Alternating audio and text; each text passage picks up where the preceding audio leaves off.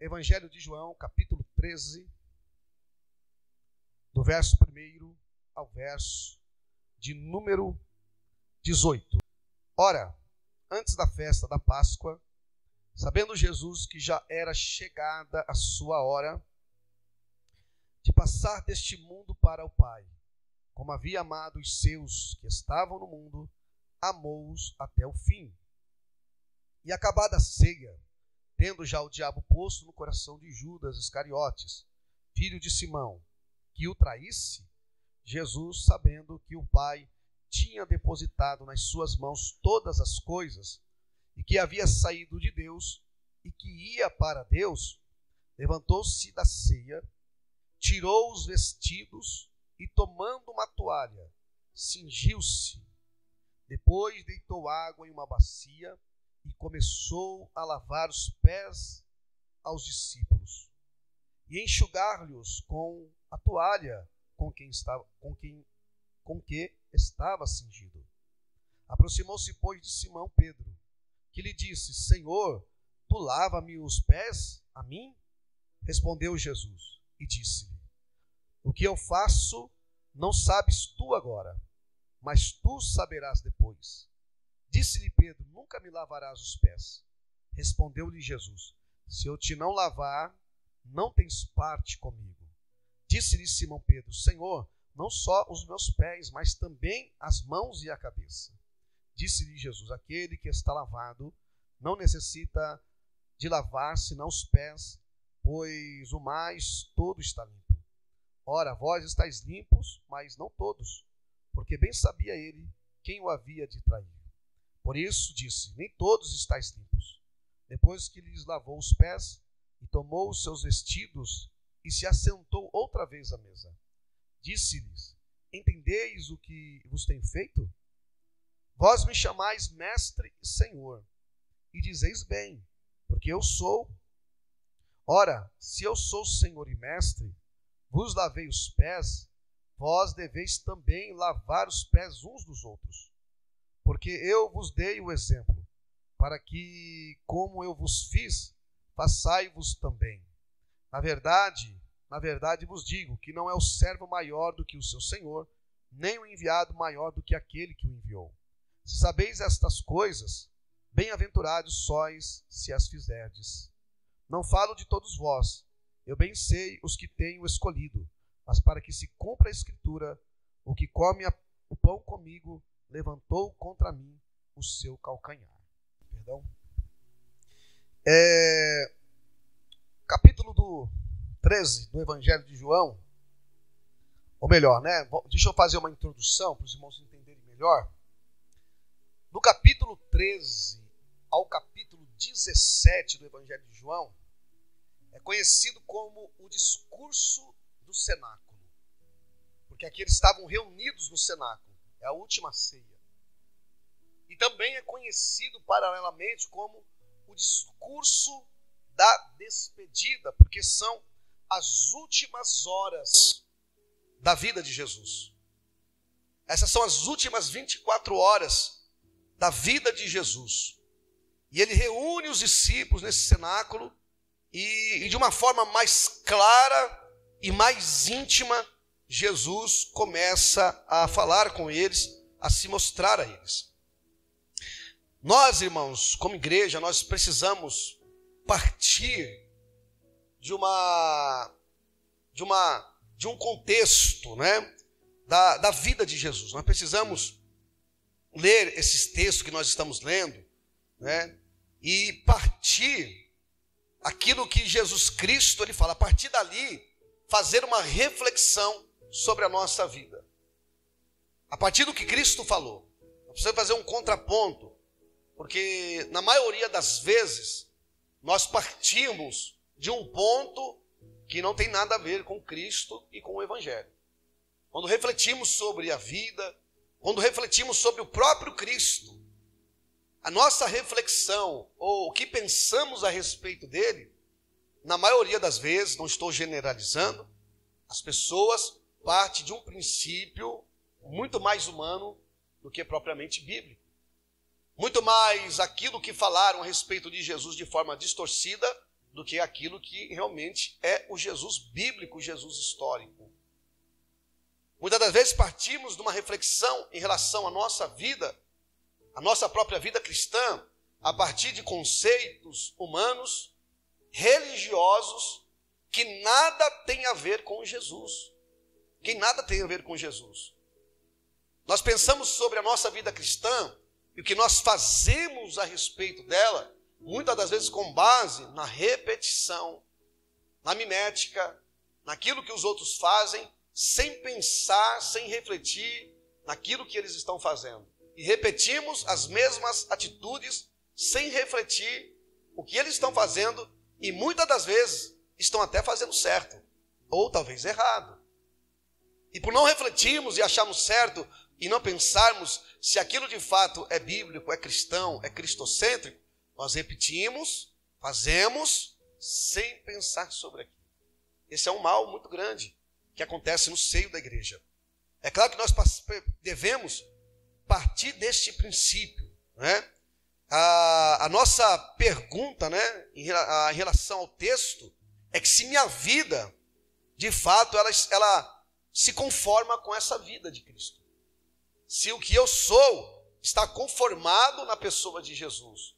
Se o que eu faço, de fato, está refletido ou é um reflexo daquilo que Jesus, de fato, ele é. Então nós devemos partir do ensinamento de Cristo, irmãos.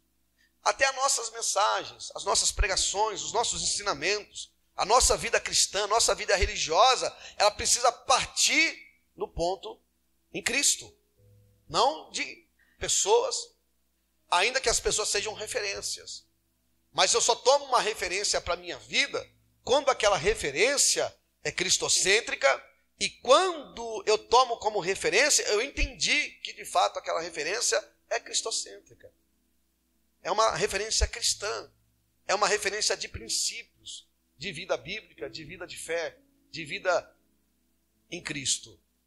Eu não posso repetir ou aceitar ou abraçar talvez verdades ou meias verdades e conceitos que eu não refleti sobre aquilo a partir de uma cosmovisão bíblica.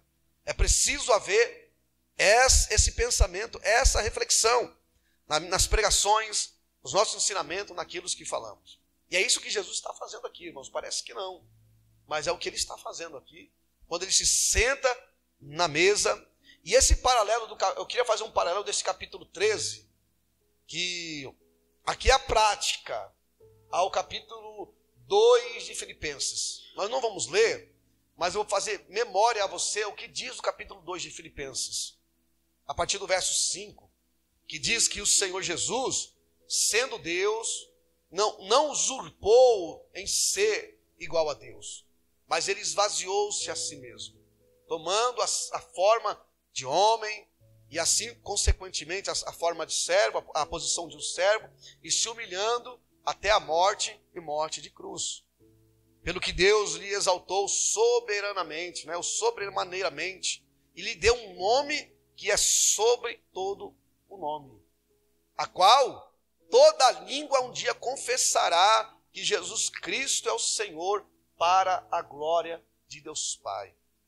Tanto as línguas nos céus, na terra, todo joelho no céu, na terra, um dia há se dobrar diante da grandeza, diante da majestade, diante da glória, diante do trono branco, diante daquele grande dia do juízo de Deus, terão que se dobrar e reconhecer que aquele que está sentado no trono, rodeado de glória, rodeado de anjos e milhares de anjos, ele é o Senhor, para a glória de Deus Pai. Amém? Quem pode glorificar a Deus por isso? Algumas coisas da nossa vida, irmãos, seria muito bem resolvida se a partir da nossa reflexão em Cristo, seja como igreja, seja em qualquer aspecto, muitos problemas, é claro que nós não seremos isentos deles, mas muitas coisas seriam resolvidas a partir dele, né? Às vezes temos conflitos, dificuldades, seja no casamento, seja na vida relacional com qualquer pessoa, seja na família, seja na igreja. Como que eu resolvo a partir de como que eu resolvo isso? A partir de Cristo, né? Porque os conflitos vêm, acontecem, as dificuldades vêm, problemas vêm, situações difíceis vêm. Como é que eu resolvo? A partir de Jesus. A partir de uma reflexão bíblica.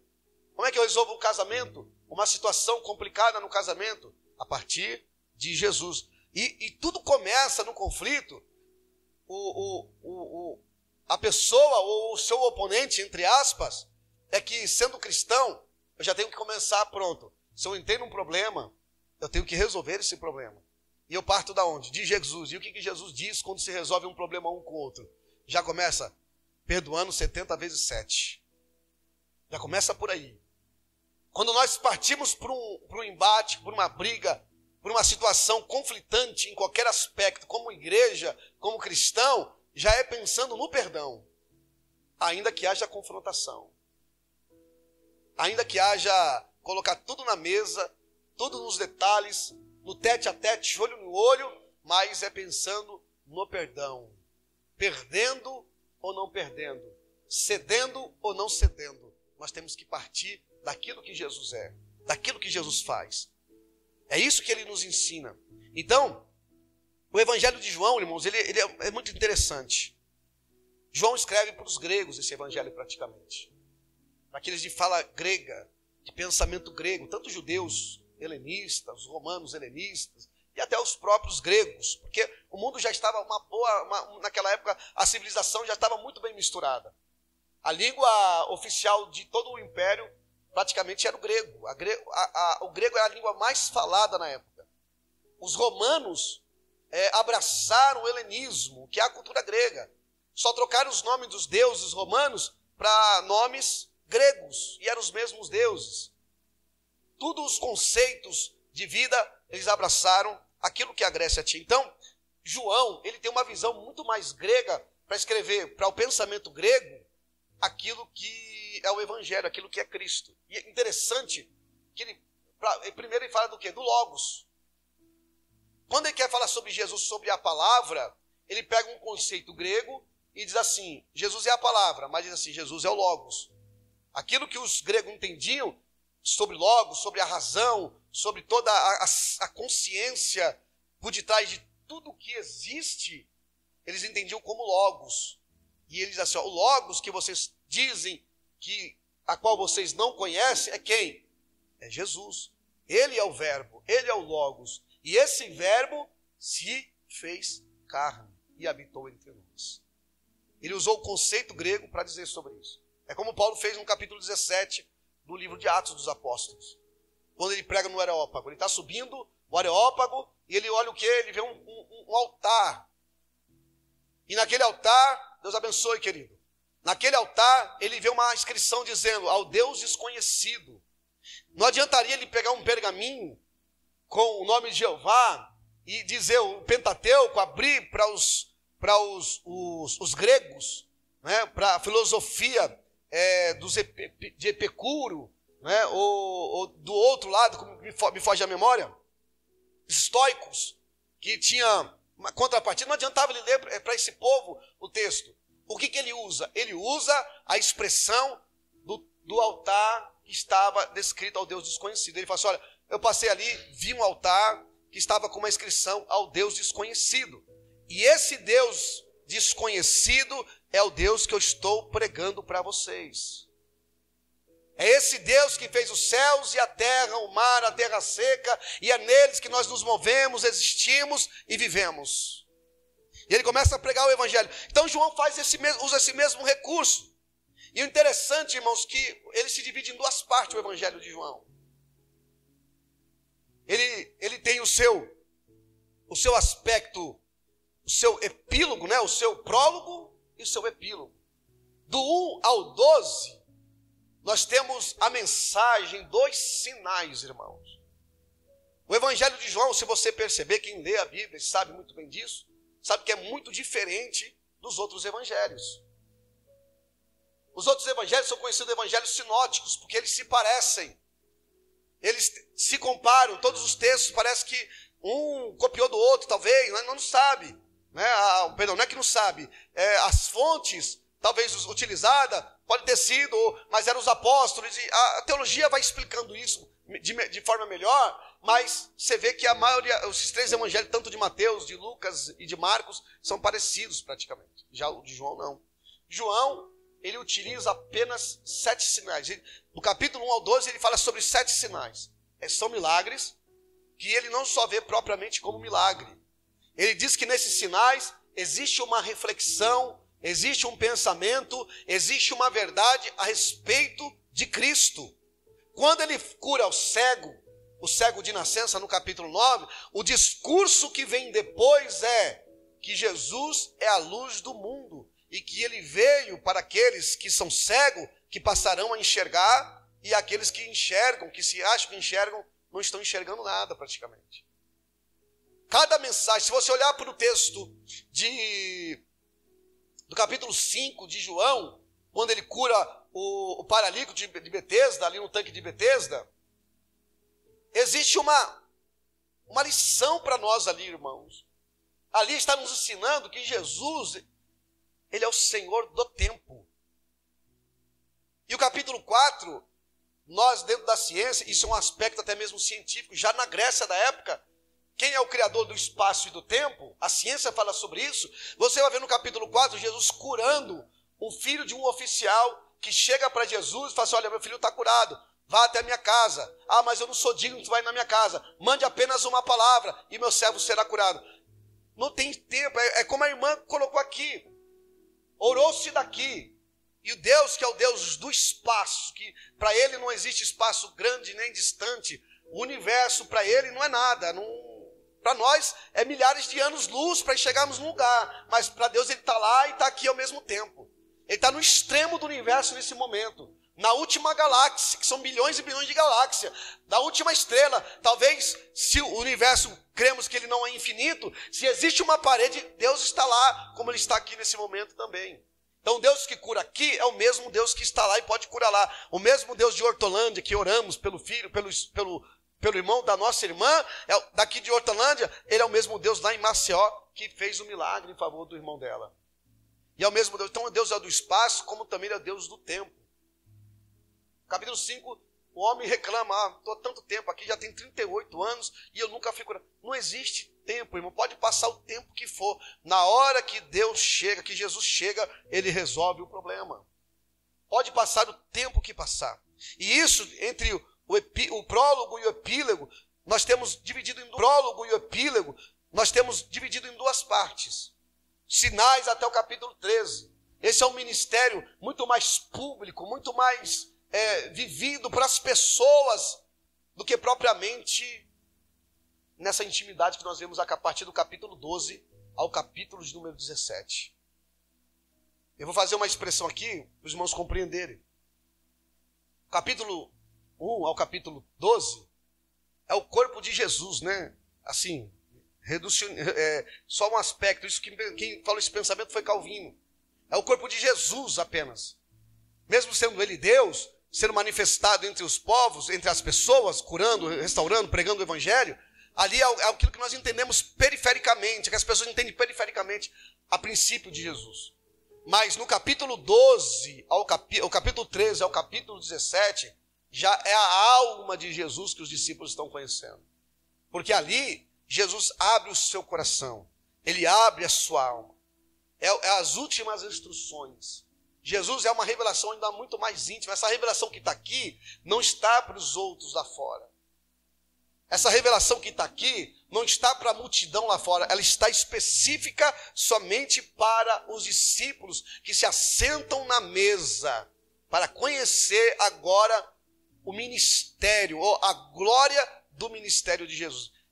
Você pode pensar que o ápice da revelação de Jesus é no capítulo de Mateus 16, quando ele sobe no monte e revela toda a sua glória para os discípulos, para Pedro, Tiago e João. Não é ali, irmãos. A glória do ministério de Jesus não é quando ele sobe no monte, não é quando ele ressuscita os mortos, não é quando ele cura os leprosos. Isso é a glória, a manifestação da glória de Deus, mas o ápice terreno da glória de Deus está aqui no capítulo 13, irmãos. Está no capítulo 13. Porque aqui no paralelo do capítulo 2 de Filipenses, é que Jesus, despido da sua glória, mas ao mesmo tempo ele sendo Deus, não é que ele se deixou de ser Deus. Alguns pensam que ele não deixou de ser Deus. Ele apenas abriu mão de tudo que ele é, sem deixar de ser, para se fazer homem. E aqui ele mostra para que ele veio.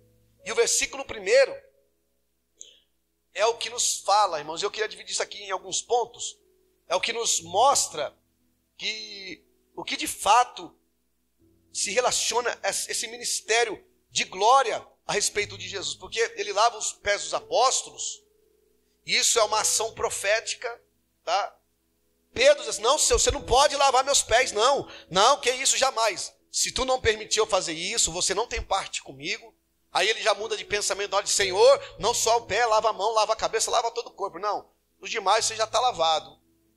Mas só os pés. O que você não está entendendo que eu estou fazendo hoje, lá na frente você vai entender. Lá no futuro você vai entender, Pedro. E é isso que Jesus quer explicar para eles. Jesus faz essa ação profética. É uma ação onde Jesus mostra que por meio daquele sinal agora, a natureza do seu ministério, a sua identidade e a sua missão. Que está no versículo 1, que é o primeiro ponto, quando ele diz assim, o verso 1. Ora, antes da festa da Páscoa, sabendo Jesus que já era chegada a sua hora. O que é a missão de Jesus? O que ele veio fazer aqui na terra? Ele veio morrer, irmãos. Era plano de Deus que Jesus viesse a este mundo para morrer. Ele veio para morrer.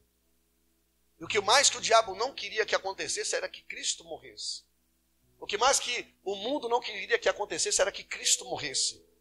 Mas isso ele já entendia. Essa era a sua missão. Ele diz assim, chegada a sua hora para passar deste mundo para o Pai. Ele sabia que ia morrer. Ele sabia da sua missão. E ele sabendo da sua missão, irmãos, o que tinha? Morte, traição, humilhação, vergonha, desprezo, rejeição. Ele sabia de tudo isso. E mesmo assim, irmãos, ele não deixou de reunir os discípulos. Ele não deixou de trazer os discípulos para perto e dizer quem ele era de fato. E mostrar que de fato eles deveriam fazer. A missão de Jesus, ou os problemas que Jesus iria enfrentar por causa do pecado humano, não afetou a sua missão. Você entende, irmãos? Que nada nessa vida pode afetar a nossa missão que nós temos em Deus. Talvez você não sabe o que você vai passar. Mesmo que sobreavisado você entende que o evangelho é morte, é perseguição, é luta, é dificuldade, são aflições. Tem a parte da bênção, como foi pregado aqui de fato, né? Nós temos as partes das bênçãos que Deus nos garante. Mas nós sabemos que no viés do caminho nós enfrentaremos dificuldades. Mas isso não pode afetar a missão que Deus te deu lá na sua família, lá no seu casamento. Lá no casamento tem problema? Tem. Vai ter problema? Vai ter. Mas não pode afetar a missão que Deus te deu lá no teu casamento, no teu chamado, no teu ministério, na tua família, na tua vida profissional. Nada pode afetar a tua missão. Se nós estamos nessa existência por um propósito, os problemas, as dificuldades, assim como Jesus, não pode interromper, não pode te parar, não pode te deter, não pode desanimar você, ainda que você se sinta triste, angustiado, mas você não pode desanimar daquilo que Deus falou que ia fazer na sua vida. Então Jesus tinha ciência da sua missão, ele sabia que ia morrer, que ele ia para o Pai, que ele estava no mundo, e isso também não impediu de ele amar os seus discípulos, como está escrito aqui. Ele amou os seus discípulos e os amou até o fim, irmãos. Pensa comigo aqui, os discípulos, um deles ia traí-lo, ele continuou amando. Todos eles o abandonariam no pior momento da sua vida. Ele continuou amando esses mesmos discípulos, como diz a Bíblia, até o fim. Quem está entendendo diz amém? Então, essa missão de Jesus é o primeiro aspecto. E acabada a ceia, e tendo já o diabo posto no coração de Judas Iscariote, filho de Simão, que o traísse. E sabendo que o Pai tinha depositado em suas mãos todas as coisas, e que ele havia saído de Deus, irmãos, e que ele retornaria para Deus. Isso aqui tem a ver com a identidade de Jesus. A sua missão, com todo o problema e desafeto e dificuldade que ele ia enfrentar, não afetou.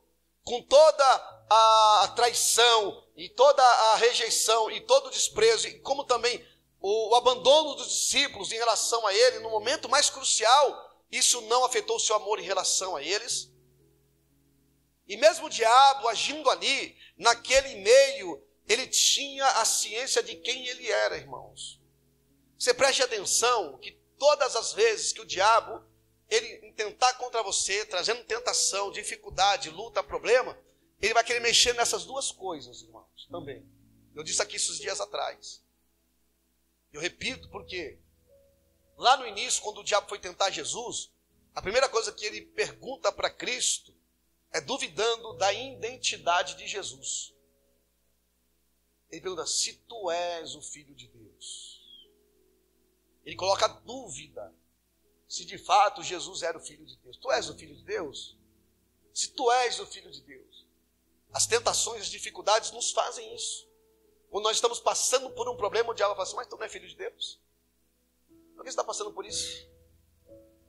Ué, você não está indo para a igreja? Você não é dizimista?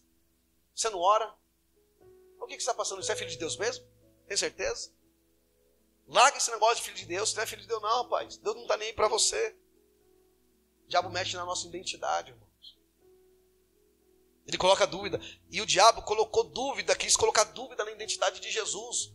Mas a Bíblia diz aqui no versículo 2, nesse segundo aspecto da missão e do propósito de Jesus, é que, e acabado da ceia, tendo já o diabo posto no coração de Judas Iscariotes, filho de Simão, que o traísse, Jesus, sabendo que o Pai o tinha depositado em suas mãos todas as coisas, e que ele havia saído de Deus, e que ele retornaria para Deus. Quem que ele era? Lá no capítulo 2 de Filipenses, diz que ele, sendo Deus, não teve por usurpação ser igual a Deus. Mas ele era Deus, ele é Deus. Essa identidade ninguém tira dele. Já ouvi muitas heresias por aí. Não, Jesus não é Deus, ele é filho de Deus apenas. Mas Deus ele não é. Ele não é Deus. Já teve esse tipo de heresia. Mas ele é Deus. A Bíblia diz que ele é. Deus coeternamente com o Pai. Igualmente ao Pai, na mesma essência que o Pai. Isso não afetou a identidade de Jesus, não afetou o propósito, a missão. Não deixou que ele deixasse de amar os seus discípulos até o fim. Então ele se despiu de sua glória, como diz o capítulo 2 de Filipenses. Aqui ele faz a mesma coisa. Eu já disse aqui, irmãos, que Jesus, ele não é como ele é demonstrado nos filmes por aí. Aquelas túnicas sujas, rasgadas. Não é isso não, viu, irmãos? Porque aquele Jesus que as pessoas apresentam com aquelas roupas, Jesus era humilde. Nenhuma beleza humilde, mas não quer dizer que ele era um camarada que se vestia mal. Ele não se vestia mal, irmãos. Não. Ele não era um cara que você imagina assim, um cara barbudo, sem barba por fazer, sem o cabelo sem pentear e com a roupa toda rasgada, feia, que nem muitas vezes é representado para dizer sobre a humildade de Jesus. E como o pastor falou, a aparência não revela a humildade, irmãos. A estética não revela a humildade. A Bíblia diz, por que nós entendemos? Que Jesus ele tinha uma vestimenta que a costura era de alto a baixo. Tanto é, irmãos, que na crucificação, os soldados romanos, que eram meio enojados com os judeus, tinham os judeus meio que repugnantes, eles tiraram sorte com a túnica, rasgaram, para ver quem ficaria com a roupa de Jesus.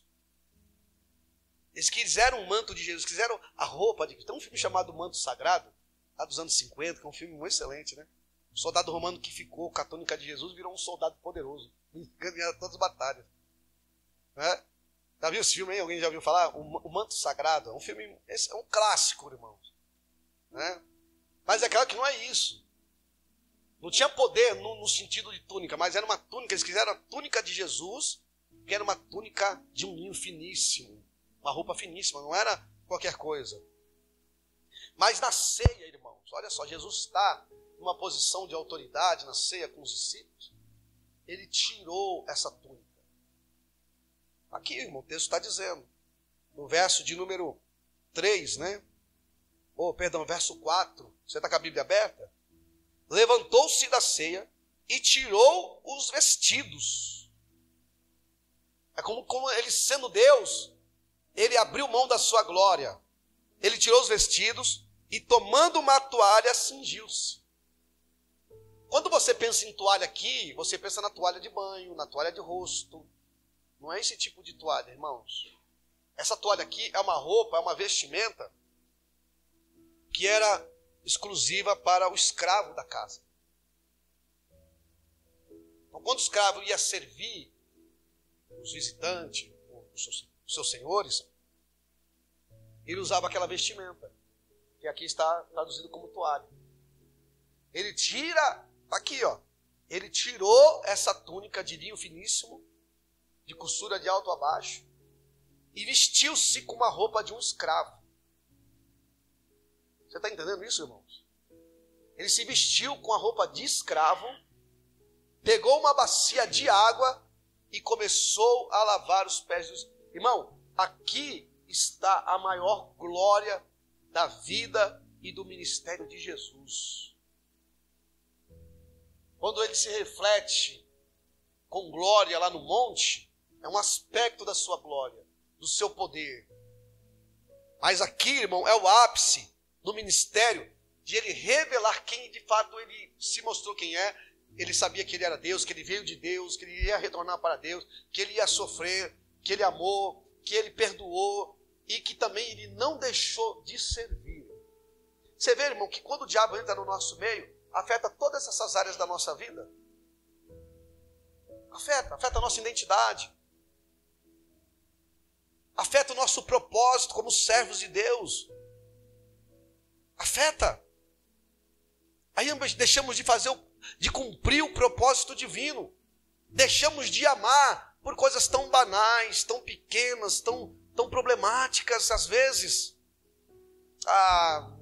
Não sei, naquilo, uma praia por isso, não sei, falou isso, não sei o quê. Eu vou deixar de servir se eu não sei perdoar, se eu não sei quem eu sou, se eu não sei de onde eu vim e nem sei para onde eu vou. Eu vou deixar de amar porque me traíram.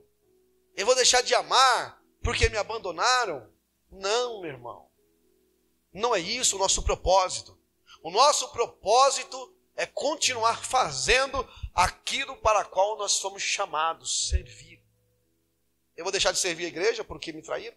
Eu vou deixar de servir a igreja porque me abandonaram? Eu vou deixar de servir a igreja porque falam mal de mim? Eu vou deixar de servir a igreja porque agora olham feio para mim? Porque falaram isso, porque deixou de falar isso, porque falou aquilo, porque não sei o quê, porque não sei o quê. Não, meu irmão. Não é por isso, eu não vou deixar o meu propósito. É isso que Jesus está nos ensinando. Servir, continuar servindo, amando. Porque nós temos uma identidade e temos um propósito. De quem está entendendo, diga amém essa palavra, irmãos. É isso, ele se despiu. E se despir às vezes, irmãos, é muito complicado para nós. É muito complicado, é vergonhoso. Mas para nós é muito mais do que abrir a alma e abrir o coração. É ceder da nossa posição. É abrir mão daquilo que às vezes nós somos ou daquilo que nós temos para poder servir aqueles que nós amamos. Esse é o segundo ponto que Jesus... O terceiro tem a ver com a nossa salvação, irmãos. Nós somos salvos pela graça. Quando Jesus lava o pé dos discípulos, e que ele fala, Pedro, se eu não te lavar hoje aqui o teu pé, você não tem parte comigo. E se você não está entendendo o que eu estou fazendo hoje aqui, você vai entender lá na frente. Você tem que entender. Mesmo você não entendendo, você tem que permitir. Então assim, irmãos, preste atenção. O que você não entende, o que está acontecendo na tua vida hoje, com todas as dificuldades que você está enfrentando, com todas as humilhações, todas as vergonhas, não deixe de servir. Não deixe de... Não é simplesmente fisicamente lavar pés. É permitir que Deus trabalhe em você. Pedro não queria, não, Senhor, você não, por uma questão, talvez até de honra, mas sem entender. Ele talvez ainda não percebeu que Jesus já havia se despido das suas vestes, colocado a toalha de escravo, pegado uma bacia de água e começou a lavar. Nenhum deles fez aquilo, irmão. Nenhum deles se propôs a fazer. Toda uma reunião no antigo Oriente Médio, principalmente na Palestina, chegasse alguém em qualquer reunião de uma casa, era obrigação do escravo, do servo, lavar os pés, fazer o ósculo santo.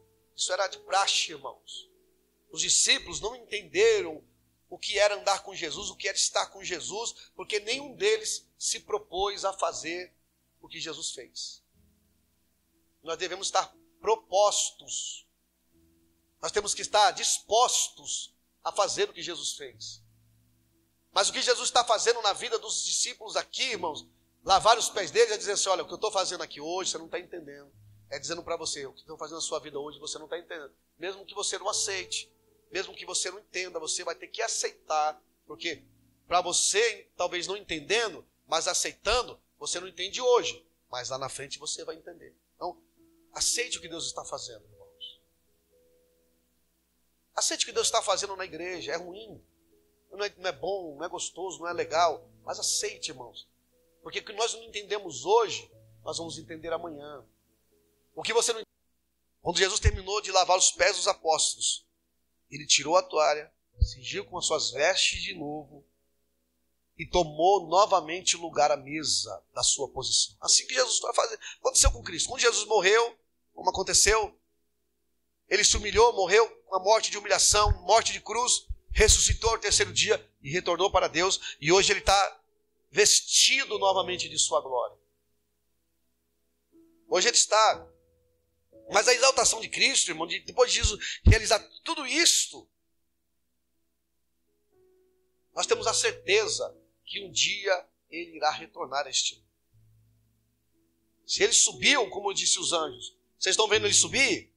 Esse mesmo varão, Jesus o Nazareno, que vocês estão vendo subir, um dia ele há de retornar. Essa é a nossa ideia. É isso que Jesus está dizendo para eles. Vocês entenderam o que eu fiz? É isso que Jesus pergunta para eles. Assim como eu fiz com vocês, vocês devem fazer uns aos outros.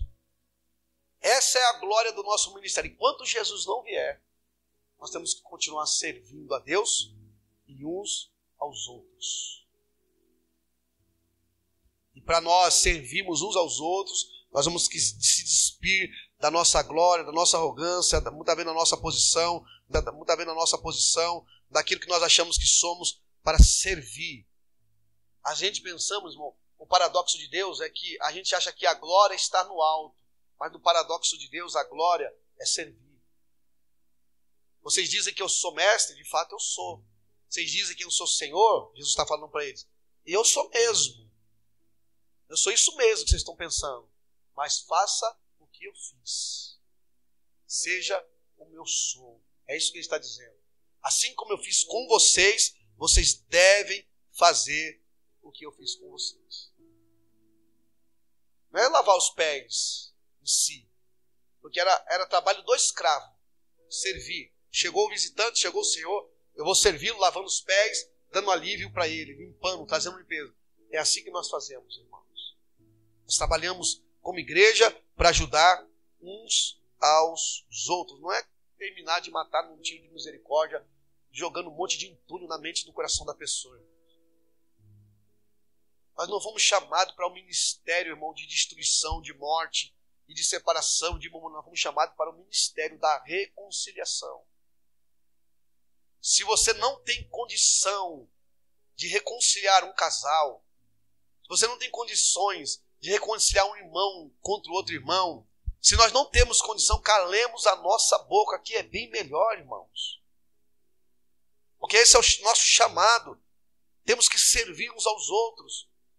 Se você não vai edificar com a sua palavra, não fale nada, meu irmão. Se nós não vamos abençoar com as nossas falas, com a nossa palavra, não adianta nós falarmos nada. E a gente tem que usar aquela expressão, irmão, que nós calados, nessa condição, nós somos um poeta, irmãos. Não falemos nada, ficamos quietos. Se não podemos falar para o bem, se falar para o mal é ruim. Então, se não é para falar, se não queremos falar para o mal, fiquemos quietos, que ganharemos muito, irmãos. Não falando, prejudicando. É isso que Jesus nos ensina, servir uns aos outros. O que eu estou fazendo com vocês, façam com os outros. E o ponto 5, ainda no mesmo texto, ele diz assim: vocês compreendem o que eu fiz? Vocês entenderam o significado de tudo isso que eu fiz com vocês? É isso que Jesus está perguntando para eles.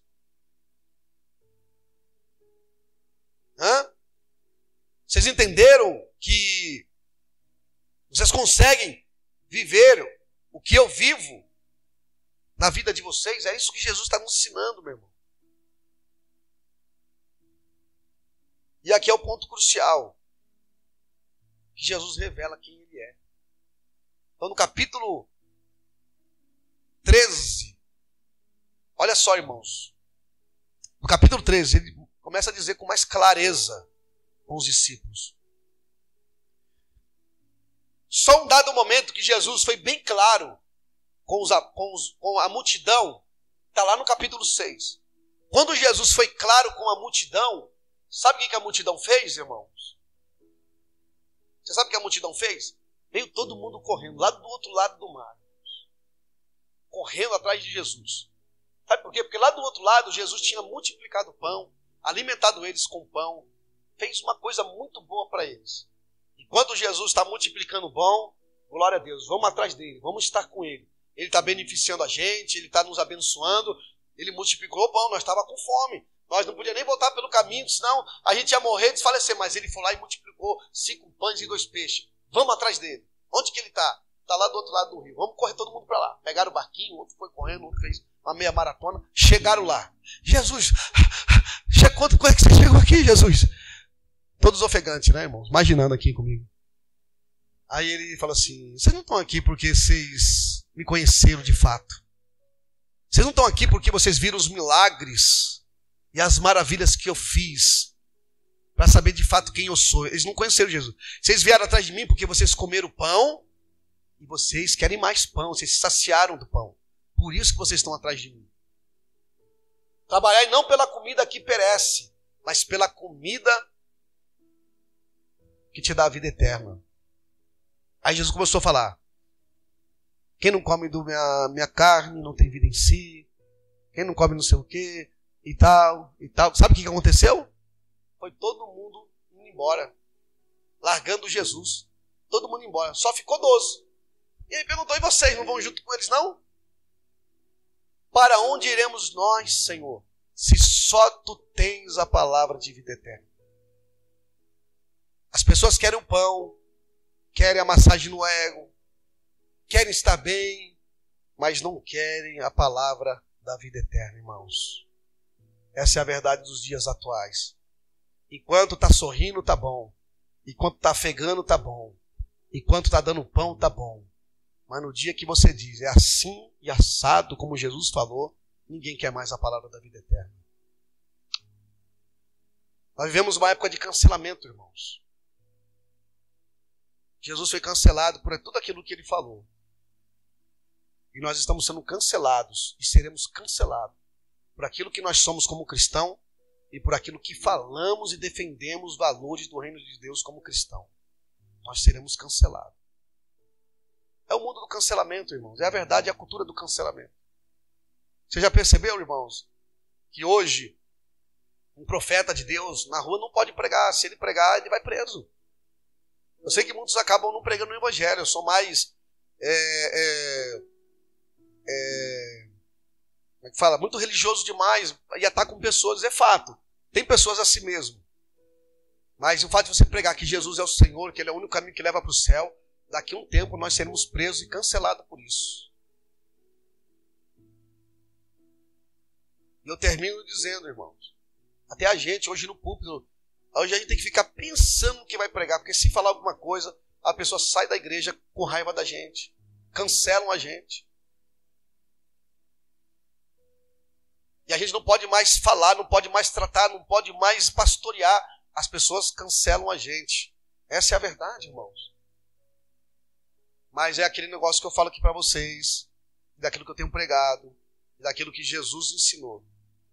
Nós sabemos o nosso propósito, nós sabemos a nossa identidade, nós sabemos de onde nós somos, de quem nós somos, a quem pertencemos, para onde iremos. E que nós devemos amar, e o amar, nós temos que continuar pregando o Evangelho do jeito que ele é. Como ele é. Doa quem doer, aceite quem aceitar. Não seremos fato de... Não é ser religioso, é ser cristocêntrico. Amém, amados? Glória a Deus, vocês